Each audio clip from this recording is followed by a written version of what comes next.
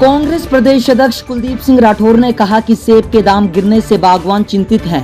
बागवान बहुल क्षेत्रों में मातम का माहौल है।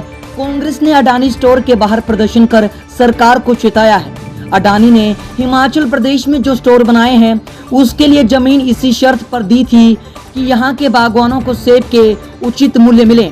उन्होंने कहा कि जब से देश में मोदी सरकार बनी है तब से उनका रवैया बदल गया है। प्रदेश के बागवानों में हताशा का माहौल है। एचपीएमसी के कोल्ड स्टोरेज का इस्तेमाल बागवानों के बजाय अडानी कर रहा है। कुलदीप राठौर ने कहा कि बागवानी मंत्री को बागवानी की कोई समझ नहीं है। उनका बयान उनकी मानसिकता को दर्शाता है।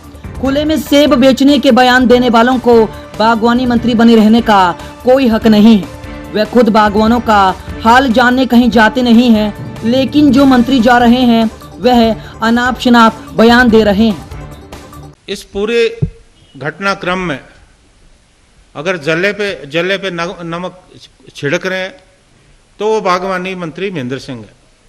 मैं पहले से ही कहता आया हूं कि वो बागवानी विरोधी है, उनको बागवानी की कोई जानकारी नहीं है। कभी उन्होंने इस बात की जरूरत नहीं समझी कि वे स्वयं जो बागवानी क्षेत्र है वहां जाकर किसानों और बागवानों का हाल जानने का प्रयास करें। और पिछले कल जो उनका बयान आया वो बहुत आश्चर्यचकित करने वाला बयान था। और एक काबीना मंत्री उनकी जो मानसिकता है उस मानसिकता को इंगित करता है। उन्होंने एक बहुत अच्छा सुझाव दिया कि किसानों को चाहिए कि वो क्रेटों में सेब रखकर खुले में बेचें। मतलब बहुत हैरानी मुझे इस बात की हुई। ये तो वही हिसाब हुआ कि जिस तरह से अमित शाह जी कहते हैं कि बेरोजगारी दूर करने के लिए जो युवा हैं वो चाय और पकौड़ों की दुकान खोल सकते हैं।